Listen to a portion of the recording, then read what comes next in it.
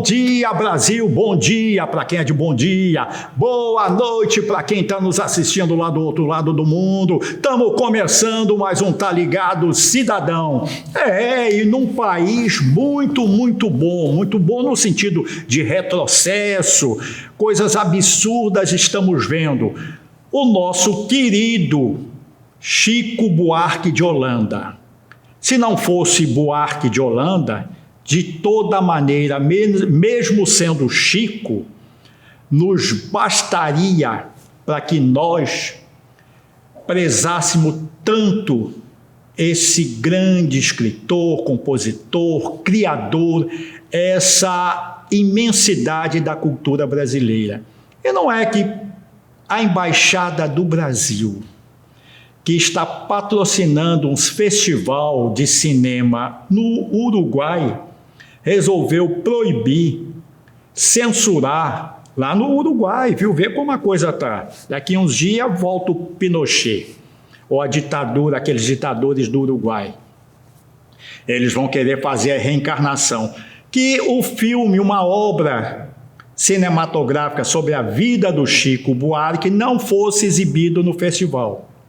Eu me lembro da década de 70, a gente para assistir determinados filmes, até como o Mimi, o Metalúrgico, um clássico do cinema italiano, e Queimada, com Marlon Brando, tínhamos que sair do Brasil, porque aqui esses filmes que hoje são tão inocentes, a ditadura proibia, queimava livros, e estão também queimando livros. A jornalista Miriam Leitão foi agredida lá no estado do Paraná, quando fazia uma palestra.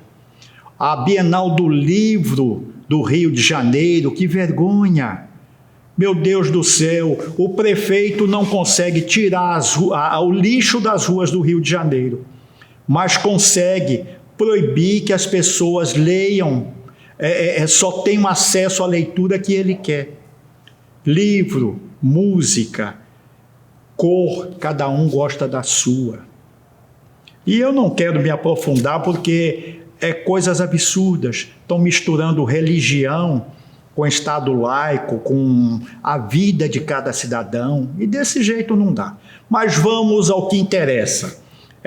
Diminuição de verba para a saúde, para a educação, para a segurança pública, o país parado, pesquisas paradas e o desemprego, como dizia o Chico Anísio, o desemprego, não é desse tamanhozinho não, é desse tamanhozão o desemprego. E a depressão? A depressão em cima de todos os nossos jovens, o pessoal da área médica, o pessoal de segurança pública tem aumentado muito. E eu estou com o nosso queridíssimo médico psiquiatra, doutor Marcos Moura, a quem eu dou bom dia. Bom dia, doutor Marcos. Tudo bem?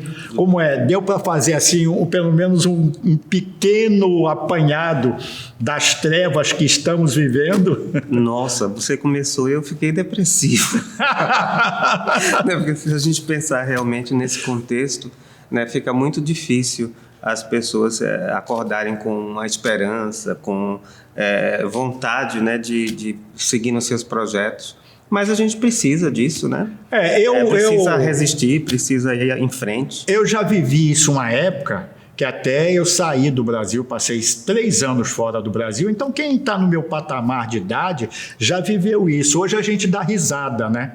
Porque algumas cenas eram cômicas, né? E hoje está acontecendo a mesma coisa, né? Mas eu queria que o senhor começasse, vamos aqui ao nosso debate, nos explicando o que é ansiedade, depressão e o que Pânico, é o outro? Seria? Pânico, isso mesmo. Qual é a diferença de um para o outro? Olha, basicamente, se a gente for trabalhar com diagnóstico, a gente teria que ver alguns critérios de sintomas e de sinais que vão determinar uma síndrome, ou seja, um conjunto de sintomas e sinais que determinada pessoa apresenta por um determinado tempo, né, que vão caracterizar, então, ansiedade, que vão caracterizar pânico e que podem também caracterizar depressão. né? Depressão, de maneira geral, é visto como um quadro onde uma pessoa ela está muito sem energia para realizar as coisas cotidianas e também os projetos que ela tem para trabalhar, né, para ter uma vida social. Ela fica muito triste, ela adquire uma tonalidade triste no sentido de analisar a vida e as questões inerentes à vida. Não só tristeza também, como desânimo, né? E isso tem várias gradações. Você pode ter uma depressão que vai desde a tristeza até uma depressão que vai uma tristeza melancólica intensa, que a pessoa não tem mais coragem de viver porque acha que não tem um sentido, né, para aquela existência. Então, esse seria a depressão em linhas gerais. A ansiedade seria mais uma resposta que a gente tem natural a situações de perigo, né? E que a ansiedade ela funciona para nos alertar dessas situações. Eu tomo um susto, né? E esse susto significa que a adrenalina vai ser liberada no corpo e o corpo vai ter uma reação. Atualmente, assim, as pessoas elas têm uma tolerância a estímulos negativos muito baixa, talvez. Então, assim, pequenas coisas e até não determinadas podem fazer com que o corpo, né, o organismo, ele reaja como se fosse uma situação de perigo. Às vezes, ao nada, a pessoa não tem consciência daquilo, mas ela reage. E como seria essa reação? Como se fosse mesmo uma reação à adrenalina. O coração dispara, é a primeira questão. Quando o coração dispara, se foi uma situação que foi resolvida, se foi um susto e a pessoa viu que aquilo não foi adiante, ela se tranquiliza e o coração deixa ela se acalma, vamos pensar assim. Volta à normalidade. E aí ela não passa para o passo seguinte na crise de ansiedade, que seria menos oxigenação nas extremidades, porque quando o coração bate mais rápido, ele manda menos sangue, na verdade, para as extremidades. O cérebro percebe que tem menos sangue nas extremidades e ele dá um recado para o pulmão colocar mais oxigênio. Então, as pessoas vão suspirar ou elas vão respirar mais rápido, né, com o intento de também oxigenar as extremidades. E se foi uma questão rápida, um susto, isso vai ser rápido, ela vai pensar, passou, não teve nada, e isso não progride. Se for naquela situação em que ela não identificou o motivo, né, ela vai perceber, então, nesse momento, que tanto o coração dela estão acelerados, como a respiração está com algum problema, elas dizem, parece que eu vou parar de respirar, que eu não estou pegando ar, né? E isso dá um terceiro estímulo para o cérebro, que é que eu estou em perigo, né? O estímulo consciente. E isso mantém a adrenalina funcionando. Então, isso caracterizaria uma crise de ansiedade. Coração disparado, a respiração alterada e a percepção de que alguma coisa não está bem, né? E esse estado, então, ele pode causar mais sintomas físicos. Distonia, ele pode causar mão fria, tremores de extremidade, uma série de questões que são bem físicas. Então, essa é a ansiedade mais física, né? E aí, no caso, o que é que a pessoa deve fazer? Tá, mas antes disso, vamos chegar no pânico. Né? Certo, se isso certo, for extremo, se for de uma maneira que a pessoa realmente acha, eu estou passando mal, eu vou morrer, ou então eu não está acontecendo nada e eu estou me sentindo muito mal, vou ficar louco, né? Ela pode chegar no extremo da ansiedade, que seria uma crise de pânico. Né? Então, o pânico seria a ponta da ansiedade. Essas situações elas estão sendo muito comuns hoje em dia. Eu acho que o transtorno de ansiedade ele tem acometido muitas pessoas pelo estresse a que a gente está sendo acometido diariamente na vida, seja a vida laboral, seja a vida social ou de relação, né? Muitas tecnologias que chamam a nossa atenção e que exigem uma resposta de estímulo, né? E há um desequilíbrio, então, nessa percepção e nessa resposta, que tem levado os especialistas a chamarem, né, os transtornos de pânico, os transtornos de ansiedade, ou ansiedade mista, transtornos mistos, que é uma mistura de ansiedade com depressão. Na prática, você vai ter que ver cada caso, o que é que está acontecendo, né, para propor uma saída que não seja somente uma saída medicamentosa, né? Porque em muitas situações você vai poder, entendendo o contexto, conseguir lidar com as variáveis que estão implicadas em cada situação, né? E junto com medicação, junto com psicoterapia, com aconselhamento, né? Com uma dieta boa, com exercício, então um monte de coisas que respondendo à questão o que é que a gente vai fazer, né? A gente tomaria consciência então do problema e tomaria algumas medidas, né? Um conjunto de medidas para melhorar a qualidade de vida, diminuir essa sensação negativa, seja de depressão, seja de ansiedade. Agora, é preciso também que o indivíduo, né, tenha muita consciência desse drama, né, e tenha força para uma autorreação, não é? Muita consciência. Ou o senhor acha muito difícil? Não acho difícil. Eu acho que deve ter muita informação sobre isso, porque, em geral, quando a pessoa está na crise, vamos pensar uma crise de ansiedade, meu coração está disparado, minha respiração está alterada, né? Eu não consigo identificar nenhum agente ou nenhuma questão que me pareça que eu tive um susto ou alguma coisa, né? Então, ela vai pensar que está passando mal, ela vai procurar um hospital, isso acontece muito, né? E aí, quando ela chega lá, pelo simples fato dela ser atendida, ser acolhida, né? Ou vai procurar um CAPS, vai procurar um atendimento, uma escuta, né? Ela se sente protegida e a adrenalina recolhe e a crise passa, né? Então, nesse momento, né, já começaria uma educação. Muitas vezes a família ou mesmo alguns profissionais dizem que isso é frescura ou que a pessoa deveria ser mais forte para reagir às pequenas coisas da vida. Mas às força vezes, nessa hora nos falta, né? Isso. E então, muito. Às vezes faltaria essa explicação. Talvez você esteja tendo uma reação muito grande a um estímulo que ele não deveria ser tão importante, para ela poder se acalmar e procurar fazer as coisas que diminuiriam essa resposta, que acaba sendo aprendida, a pessoa vai repetindo. O melhor para esse tipo de crise de ansiedade que eu estou comentando agora seria mesmo a questão da terapia cognitiva, né? Você perceber isso e você conseguir controlar a sua respiração, você conseguir fazer uma meditação, né? Saber que você não vai ter uma parada cardíaca, que não existe parada cardíaca por ansiedade, né? Que não vai haver uma parada respiratória, né? Embora o sintoma seja muito forte, né? Quanto mais jovem eu for e quanto mais forte for meu coração e meu sistema respiratório, mais forte é a minha reação. Então, a minha sensação, né, de perigo, ela é inversamente proporcional ao perigo real que aquela situação causa. Então, informação é muito importante nesse sentido, né? E um cuidado que não seja só de medicamentoso. Agora, entrando, essa questão dos medicamentos é que me assusta muito. Agora, por que a depressão hoje, ela atinge tanto a juventude, garotos aí com 14, 15 anos, com aquela energia toda para viver, mas entra em depressão? O senhor acha que os problemas sociais, a falta de perspectiva com a escola, com o trabalho, mesmo a relação entre os pais, isso pode causar essa depressão? É muito difícil, né, a gente analisar assim, uma causa mais específica para esse mas os problemas sociais são muito importantes, não? São muito importantes os problemas sociais, mas como você colocou depressão como diagnóstico, eu acho que a gente deveria começar com o diagnóstico mesmo. Será que todo mundo está tendo depressão no sentido do que é uma doença depressiva maior, assim, uma doença como a gente descrita com todos os critérios que determinem que tal está acontecendo, ou a gente está um pouco confundindo, né, uma falta de perspectiva ou uma desilusão ou uma reflexão filosófica de autocrítica e de crítica em relação ao que está proposto para a vida como uma depressão, né? Porque na adolescência a gente sabe que é um momento de crise mesmo, né? E que tem que ter muita adaptação. Então eu não sei lhe responder exatamente qual seria o motivo desse aumento,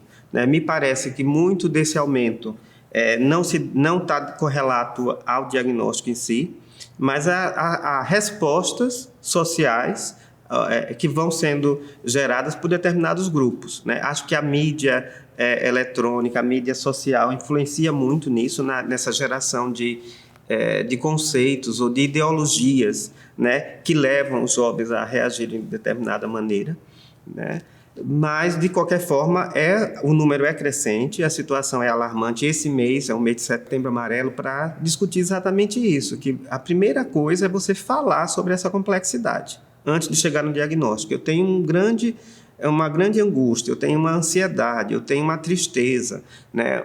Perguntas que eu não sei responder, questões que eu olho para o futuro e eu não sei para onde que eu vou, o que é que eu vou conseguir no meu futuro. Eu tenho que conversar sobre essas questões. Então, primeiro, um acolhimento, então alguém em algum lugar, né, que a pessoa confie que ela possa conversar sobre isso, para que ela possa ter uma reflexão sobre realmente...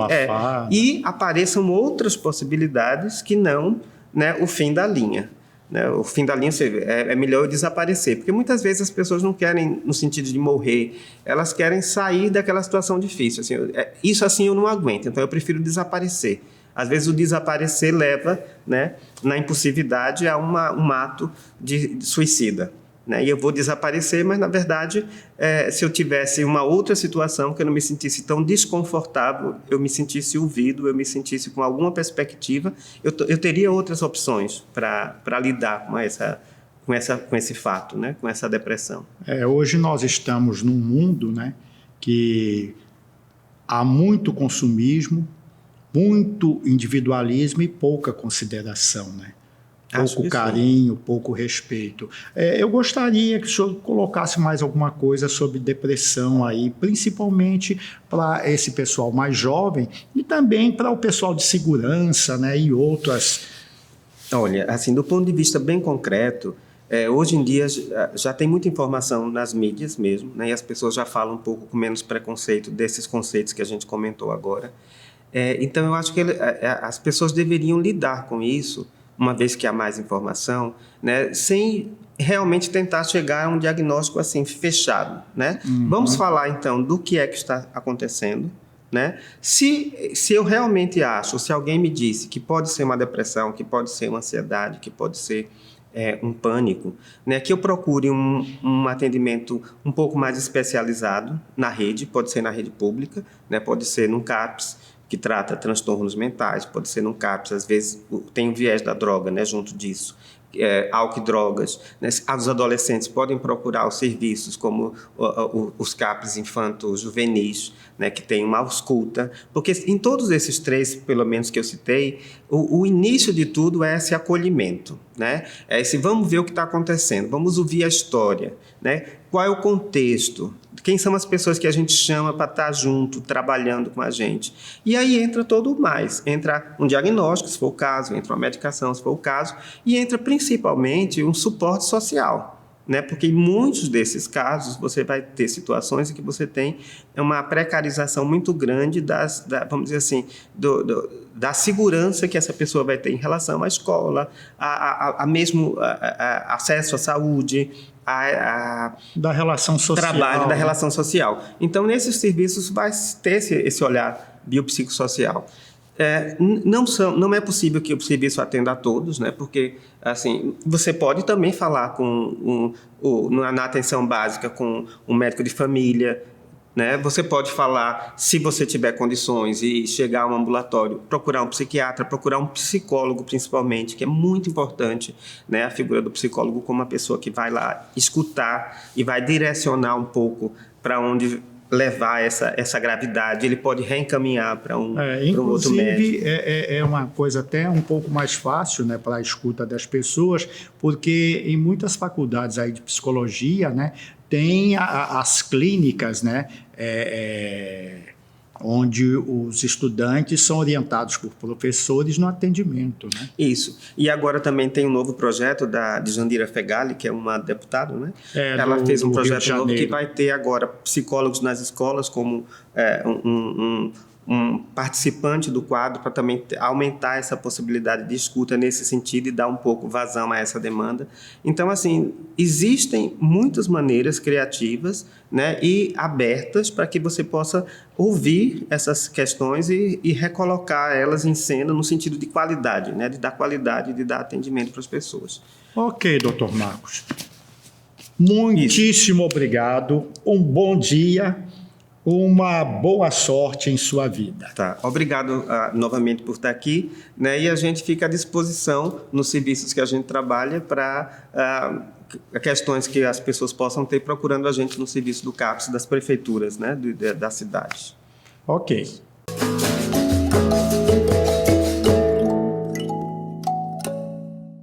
Vocês sabem que eu dou valor a tudo que é de Pernambuco. Outro dia estava com vontade de comer um bolo.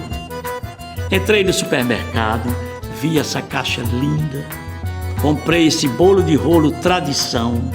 Meus amigos, quando eu cheguei em casa que abri e provei, eu adorei, minha mulher adorou, todo mundo gostou. Bolo de rolo tradição, o melhor que eu já comi na minha vida. Experimente também, você vai gostar.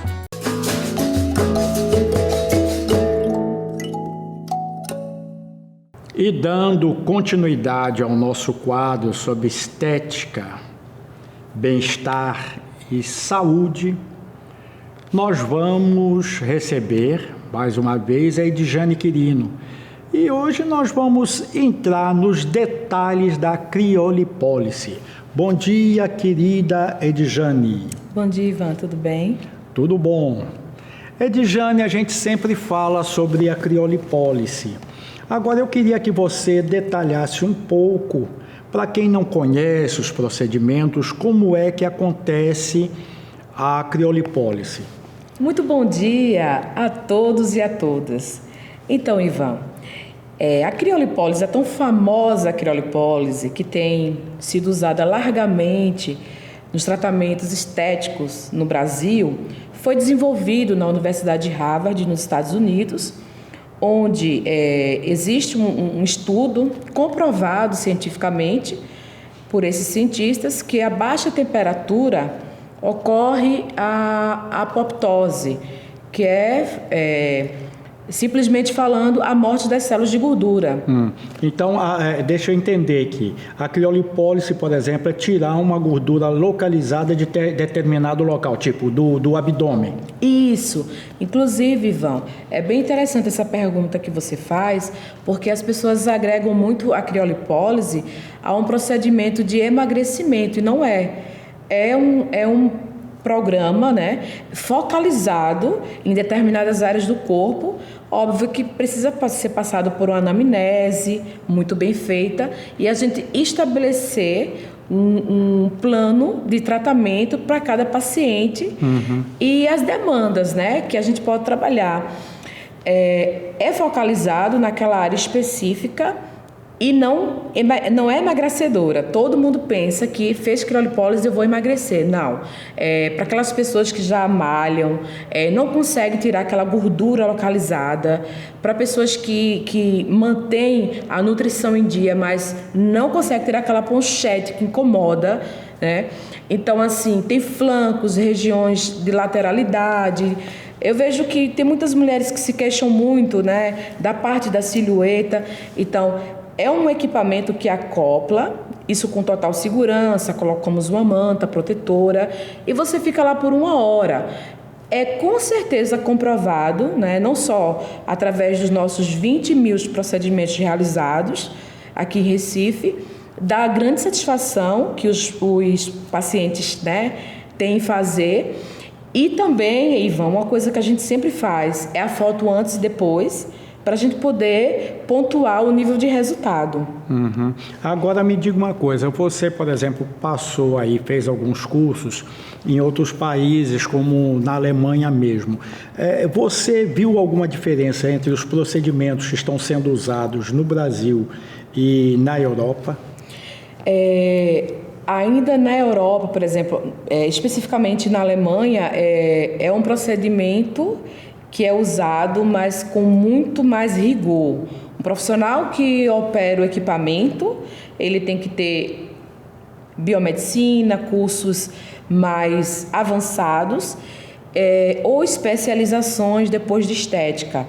E uma das coisas também que eu observei é o custo, né? O custo do procedimento é muito caro lá fora.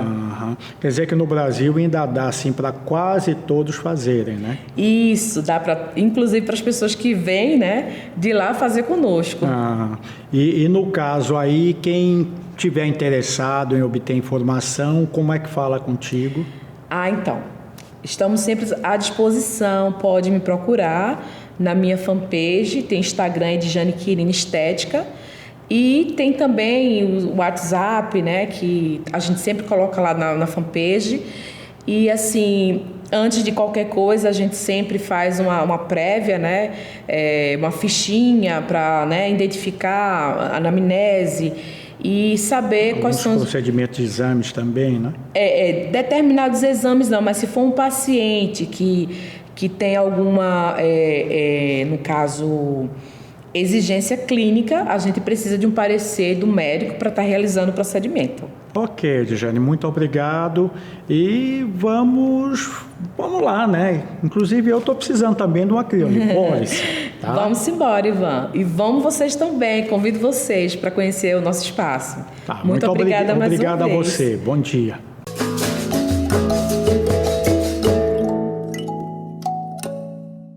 Vocês sabem que eu dou valor a tudo que é de Pernambuco.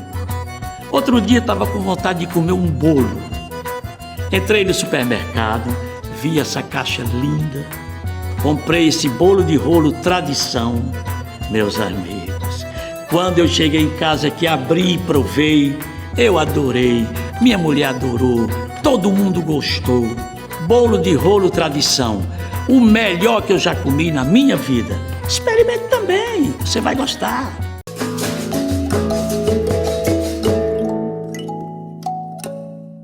Os 9 governadores do Nordeste firmaram um pacto em defesa da Petrobras.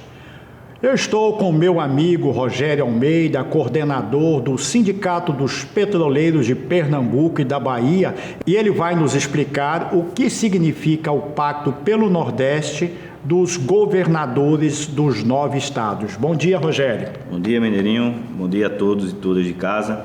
Mineiro, justamente tivemos esse encontro com os governadores, que foi muito proveitoso. Vocês participaram também. Teve eu lá representando Pernambuco, assim como vários diretores dos outros sindicatos de petroleiros do estado do Nordeste e o nosso coordenador geral, o Zé Maria Rangel. Onde lá nós mostramos aos governadores os impactos que a saída da Petrobras do Nordeste vai impactar. Um deles, que está bem gritante, é a questão do corte de investimento da Petrobras aqui no Nordeste.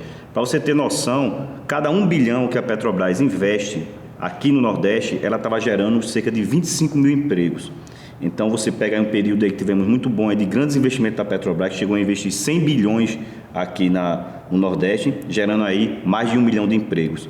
Então, essa é uma das importâncias da Petrobras estar aqui no Nordeste. A outra é a parte fiscal, que nós mostramos também para os governadores, que eles vão deixar de arrecadar se deixar essas refinarias serem entregues a empresas privadas. Por quê? Porque o preço do petróleo que a Petrobras coloca nas suas refinarias é um preço baixo, de baixo custo que ela extrai lá no pré-sal. E se vier um petróleo de fora das empresas privadas, essa arrecadação de ICMS ela vai diminuir, porque o preço é mais caro do petróleo que ela produz. Quando ela refina e tem um produto final, o imposto ela incide é menor do que se for com a Petrobras. Então, toda a sociedade pernambucana e nordestina tende a perder com a saída da Petrobras no Nordeste. Todos conhecem e sabem que a Petrobras nasceu no Nordeste, lá na Bahia, com a refinaria que tem lá no polo petroquímico. Então, tudo isso tende a se desmanchar com essa saída da Petrobras, sem contar com outras coisas, como o estaleiro, por exemplo. Está perdendo, né? Porque o estaleiro Atlântico Sul acabou de fechar por falta de encomenda de navios, né? Que o atual governo está importando navios da China e foram aí 7 mil desempregados aqui em Pernambuco. Isso mesmo, Mineirinho. O Promar e o Atlântico Sul, eles recebiam muitas encomendas da Petrobras e da Transpetro para poder tocar e essa indústria naval em Pernambuco, que vinha crescendo aí, sendo alavancada a grandes passos. Agora estamos aí perdendo esses empregos, fechando os estaleiros, tendência da refinaria Abreu e Lima, que foi conquistada aí por grandes lutas ao longo do tempo, a gente perder esse patrimônio. E você vê assim um alento e uma mobilização real dos governadores em prol da Petrobras no Nordeste? Temos sim, Mineirinho. A conversa foi bem proveitosa, tanto que eles soltaram uma carta declarando apoio aí à causa de manter a Petrobras no Nordeste, de não perdermos esse grande patrimônio brasileiro aqui da nossa região. Então, eles Você acredita que pode reverter, por exemplo, o caso aí de privatizar a refinaria Abreu e Lima? Pode sim, Mineirinho. E você já aí, mais atual, está tendo aí o aumento de combustível, que foi causado aí por um ataque em uma refinaria lá no Oriente Médio, onde a gente não tem nada a ver, mas afetou aqui a gente porque a Petrobras hoje está se comportando como uma empresa privada, que a gente está combatendo isso, querendo que a empresa Petrobras seja uma empresa estatal, que ela baixe o preço dos combustíveis, tá? Tanto a gasolina, o diesel, o gás de cozinha, porque ela é uma estatal, o governo tem poder de intervir.